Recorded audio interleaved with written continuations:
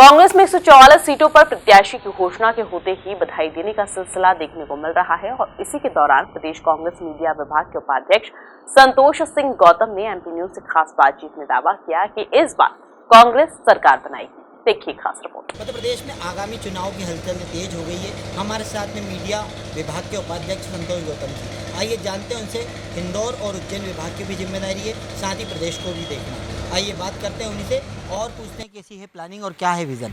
जी बताएं, आने वाले समय में विधानसभा चुनाव है, आपके पास में उज्जैन और इंदौर मालवा निमाड़ की जिम्मेदारियाँ हैं, किस प्रकार से देखते हैं पूरी विधान?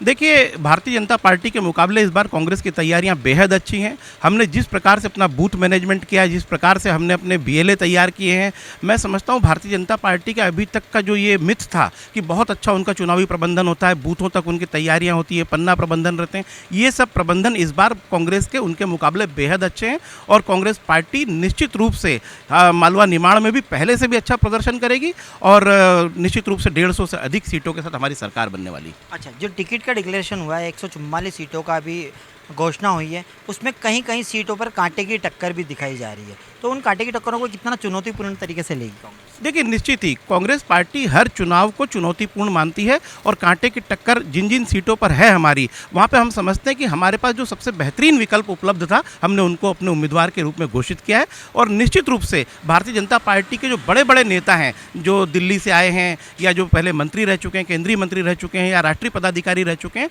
उन सबको इस बार इस चुनाव में करारी शिकस्त मिलने वाली है। तो अगर बात की जाए तो आखिर इतना डिले क्यों हुई सीट? क्योंकि विपक्षी की बात करें तो उन्होंने 4 सूचियाँ लॉन्च कर दी थी और आपकी फर्स्ट सूची अब आई है। देखिए, आखिर में हुआ क्या, उनके लगभग 136 उम्मीदवार अभी तक घोषित हुए हैं। कांग्रेस ने पहली सूची में 144 उम्मीदवार घोषित कर दिए हैं। निश्चित रूप से कांग्रेस आज की तारीख में भारतीय जनता पार्टी से आगे निकल गई है। और जहां तक हमारी सूची के लेट होने की बात कर रहे हैं, हमने अपने उम्मीदवारों को सूचना दे दी थी, उनको विभिन्न माध्यमों से खबर कर दी थी कि उनका टिकट फाइनल है, लेकिन चूंकि श्राद्ध पक्ष था और इसीलिए हमने सोचा था कि नवरात्रि में अपनी पहली सूची लाएंगे। अच्छा, श्राद्ध पक्ष की बात करें तो हाल ही में बीजेपी की एक सूची आई थी जो श्राद्ध पक्ष में थी, उसमें मुख्यमंत्री शिवराज सिंह चौहान का भी टिकट हुआ था। किस तरीके से देखते हैं राजनीतिक गलियारों में? देखिए, निश्चित रूप से मैं इस पर कोई टिप्पणी नहीं करूंगा, लेकिन ये तय है कि भारतीय जनता पार्टी ने ही शिवराज सिंह को खारिज कर दिया है। आप देखिए, जहां भी अमित शाह जी जा रहे हैं, नरेंद्र मोदी जी जा रहे हैं, कहीं भी वो नाम नहीं ले रहे हैं शिवराज सिंह चौहान का।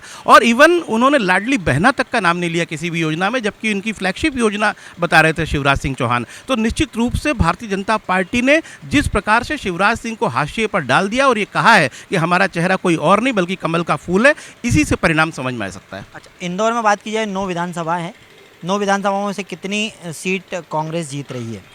मैं समझता हूं कांग्रेस का इस बार का जो प्रदर्शन होगा, विगत कई चुनावों का सर्वश्रेष्ठ प्रदर्शन होगा। कम से कम 5 सीटें हम 9 में से जीतने जा रहे हैं।